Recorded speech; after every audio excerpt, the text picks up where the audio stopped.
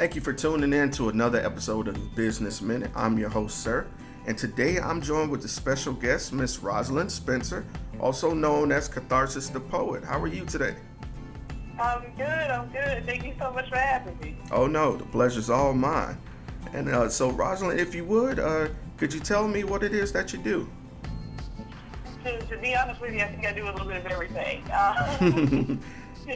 So, on the professional side, I'll say this, on the professional side of anything that I do, there are a couple of things that I'm employed with and other things that I do community service-wise. Employment, I'm actually a real estate agent with IXL Real Estate, based here in Mobile, and I've been with them going on a year now. But in addition to that, I also work for the Women's Business Alliance. What I do for them is I teach classes on how to start small businesses, and I'm also offer business consulting, counseling on how to write a business plan, business startup, anything to help you kind of maintain your small business or to start one. That's what we try to offer with that job is as well. So I do a little bit of everything, anything I can kind of get my hands into, anything that I feel like might be of benefit to someone. All right, there's nothing wrong with having multiple hats. It makes you versatile, so I respect that. So I wanted to ask, how long have you been active in each field? With IXL Real Estate, I actually started working on my license probably about a year and a half ago. And I actually activated my license with them this past February, and I'm absolutely loving it so far. With the Women's Business Alliance, I've been with them. I'm going into my 5th year. So yeah, it's I find something I like. I kind of stick around for a while. All right, no, there's nothing wrong with dedication. So that leads me to one of my favorite questions. What inspired you to start? To be honest with you, and this may sound a little bit cliche, but when people ask me, about my career choice, I'll tell you the Women's Business Alliance is a nonprofit. Mm-hmm. And I fell in love with nonprofit work through watching my mom, actually. After she was in the Army, she went straight into nonprofit work. And I saw where she was in a career field that she was enjoying, but she was also giving back to the community at the same time. The majority of my career has been in nonprofit. I would say probably the past 15 years that's what I've done, whether it was with a mentoring agency or with this one. It was always the type of field to where I could feel like I was doing something to uplift others around me. And even when it comes to the real estate, of course, real estate is not a nonprofit, but one of the questions that I was asked by my broker, he said, why is it, you want to go into this field? And I said, because if I can be a part of helping somebody realize that dream of getting into their first home, because everybody wants that, and if I can play a small part in that, then I feel like I've done something. And that's something that those people are going to remember for the rest of their lives, whether they use me as an agent again or they use someone else. If I can be a part of that dream, then that's fulfilling enough in itself. So yeah, it's basically the reason why I got into the field is just knowing that I was able to help other people. That's all the fulfillment I need. All right, I respect that. Okay, so Thank you. No. So that leads me to the next question, which is more of a question for everyone else out there listening, because you want to feel like you relate to the people. So I want to ask, what obstacles did you encounter along the way?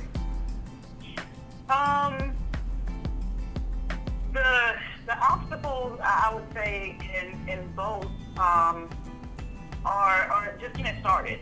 One of the things with being with the Women's Business Alliance, what I always tell people is understand that it's a process that's not going to happen for you overnight. A lot of times people think, I'm going to be my own boss, I'm going to be an entrepreneur, I'm going to set my own hours, I'm going to do this, and and I'm going to make a ton of money in the first year. And unfortunately, sometimes that can happen, but what people have to realize, and I've had to realize this myself, in certain ways, is that once you get into it, you have to wrap your mind around it. You have to become 100% dedicated, because the obstacle of actually getting up and getting started with it is probably the hardest thing, and to stay dedicated when things kind of maybe fall off a little bit, or when you hit a bump in the road. So it's the obstacle, I think, to start with is just that, trying to get your name out there, trying to self-promote, and trying to get people to pay attention to you, basically. And it's the same in real estate. When real estate, when you think of it, people are going to go, they're kind of like, real estate agents, in my opinion, are almost like, somebody, a hairdresser or a doctor. You find one that you like, and that's where you go stick. So it's kind of hard, to kind of get your name out there and to be noticed. And I think a lot of times, a lot of people have reservations about the self-promotion because they don't want to come off like an overeager salesperson. Because that's something that will turn somebody off in a heartbeat. But the hardest part is trying to walk that line of, how do I tell you about all the stuff that I have to offer without stepping over that line? So I would say trying to balance that would be the most difficult thing. Okay, all right. And speaking of balance, which is a perfect segue, how do you manage to balance work and your personal life?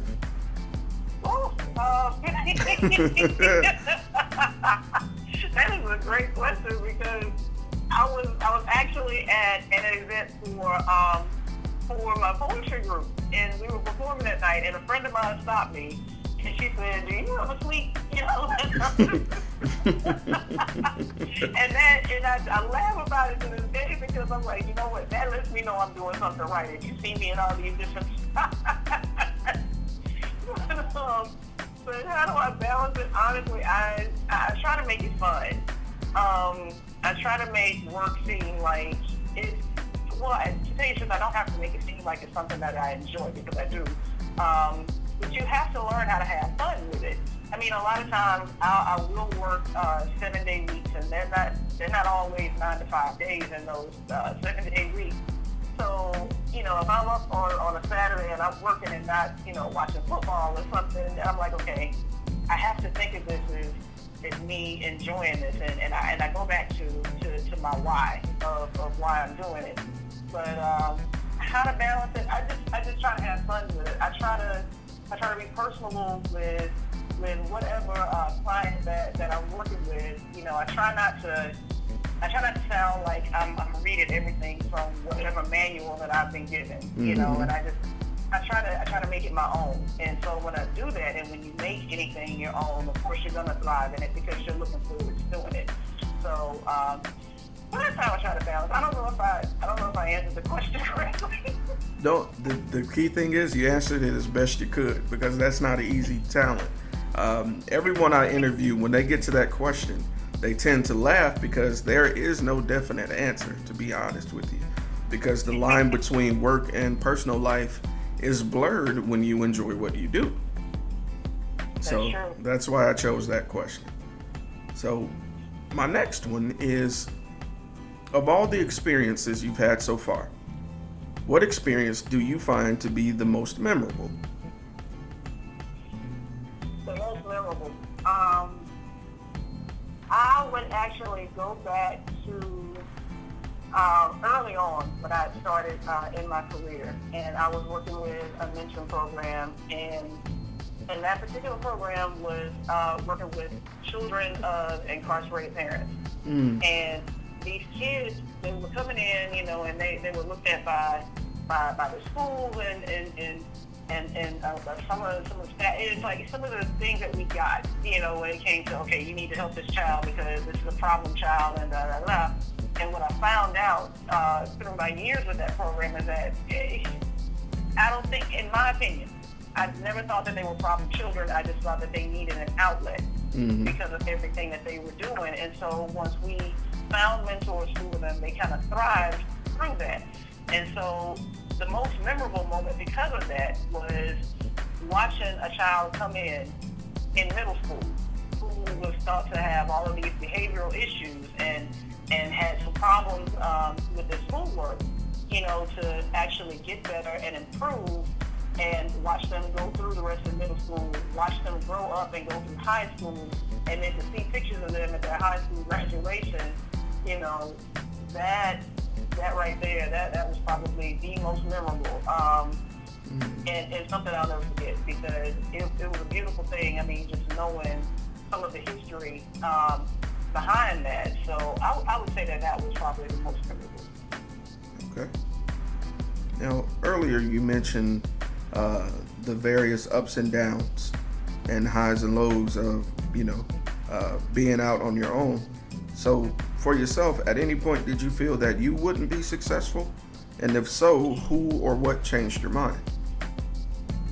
I tried never to think of it as me getting to the point of thinking, okay, I'm not gonna do well, or I'm gonna fail at this, or I won't be successful. I try to think of it. I try to keep the mindset of more along the lines of I'm gonna hit bumps.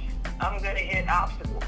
To think that it'll be 100% perfect, I'd be lying to myself. But I try to get through those by understanding that mindset in those situations is key. You will get knocked down. You will experience lows, but the key is whether or not you can recover from it, or how do you recover from it. Do you continue to stay where you are, or do you try something different, or do you go harder with what it is that you're working on? So for myself, is I try to always understand, that every obstacle that I've ever come into, it's been something. It's been a lesson to either do it this way again and go a little bit further with it, or to try it in a different way. So I never, because I feel like if you get into thinking I may not be successful with it, then that's what you may gravitate towards that, And so I try to always, I'm not gonna say I'm 100% perfect because I'm not, but I try to always keep a positive mindset, so much as possible when it comes to anything that I'm trying out. Okay, I love that. So, thank you. My next question. Now, this is thinking long term. So, okay. Where would you like to see yourself, and generally your own businesses as well, in 1 year, in 3 years, and in 10 years? Cool. Wow. Yeah. Okay.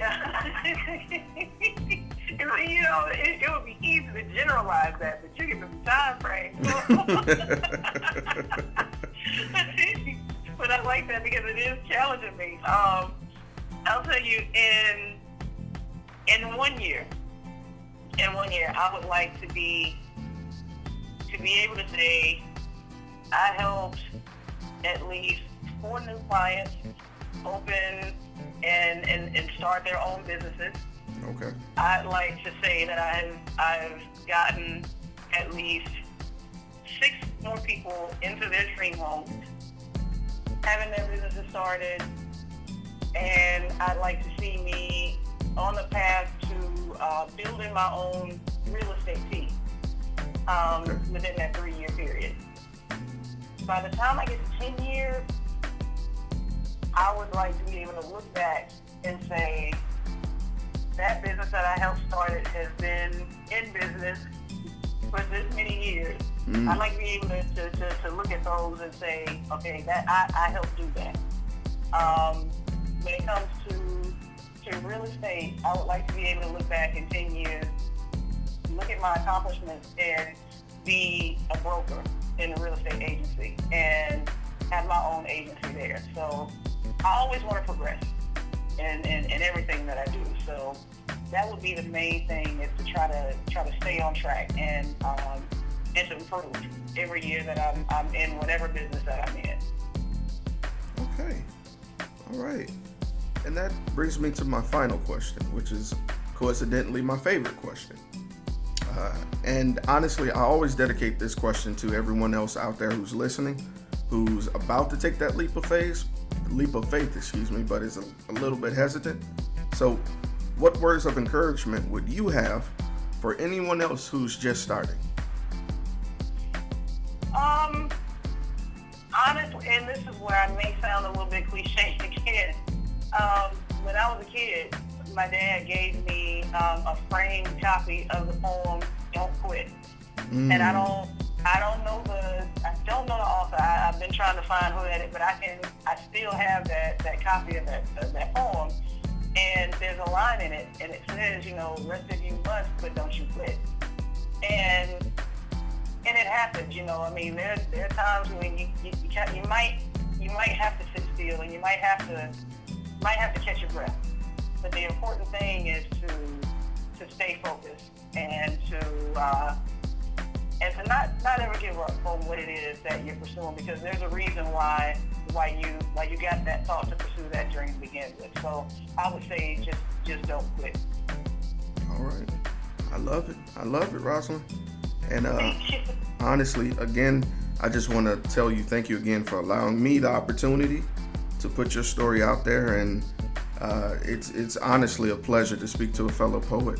And I wanted to ask, just in case a listener wanted to get in touch with you, whether it's for business or maybe they want to, hear some of your poetry, how could anyone get in contact with you? Very easily.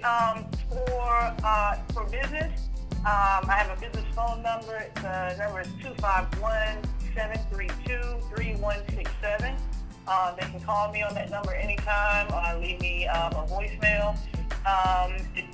The website to view any of the listings that I'm trying to showcase in real estate is very easy to remember, RoslynSpencer.com. And again, the agency that I'm with is IXL Real Estate. I also work for the Women's Business Alliance. My office number there is 251-660-2725. And for poetry, our group is called Power Lines Poetry. There are 7 of us. We can be viewed online at powerlinespoetry.com, also on Facebook and social media as Powerlines Poetry. And we actually have a fundraiser event coming up in a couple of weeks, October 20th. We're raising funds for breast cancer awareness. October is kind of our giving back month. So we'll be doing the show at the Jupiter Theater at Kazula, and hope to get some people to come out. All right. Well, I will definitely be there in support, and it'd be awesome to see you live in person. Thank you so much. All right. Well, Roslyn, again, thank you again for the opportunity. It's been a blessing. You have a great day. Thank you, and thank you so much for having me, and you have a great